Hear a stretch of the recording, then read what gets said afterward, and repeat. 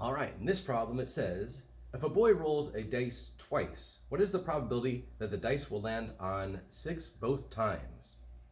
Okay, so there's a skill about compound probability we'll come back to at the end of this.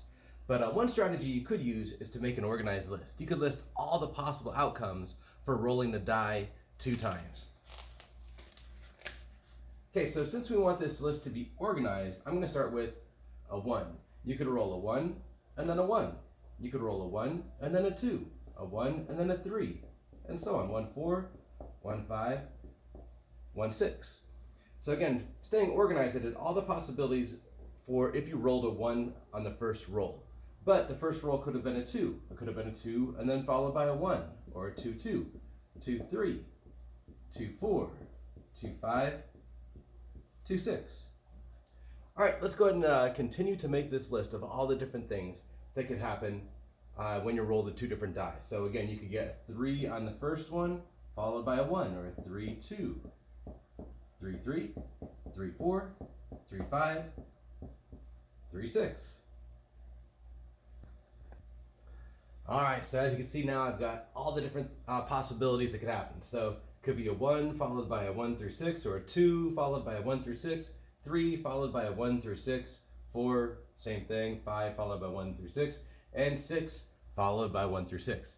So that's a lot of possible outcomes. If you count up every single outcome, you'll find that there are 36 outcomes. So you might remember that probability, the total outcomes, is the denominator.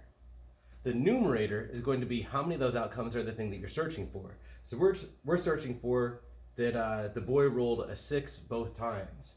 So turns out that there's only one possibility where both times is 6. All the rest are not both 6s. There's only one. So one chance out of 36. And that's the probability that we're looking for. Probability is a 1 out of 36 chance. So the strategy that we used was make an organized list. From the list, we can kind of see what's happening so that we get the right answer. But there's another way.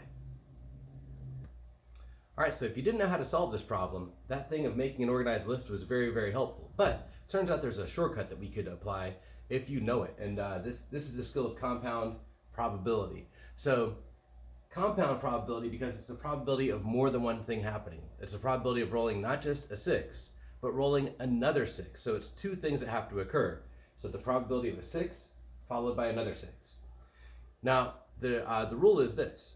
First, find the probability of the first event happening. What's the probability of just rolling a 6 on the first roll? So there's 6 possible outcomes. It could be a 1, 2, 3, 4, 5, 6.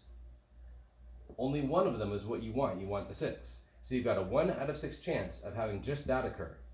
And then you find the probability of just the second thing occurring, which is 1 out of 6. Now, to find the probability that both of these events occur, that you get a 6 and you get a 6, you multiply these fractions together. So 1/6 times 1/6 is equal to 136. And that's the answer. So that's the same answer that we got when we made the organized list. But again, if you know this skill of compound probability, it's way faster and easier and more direct to get there.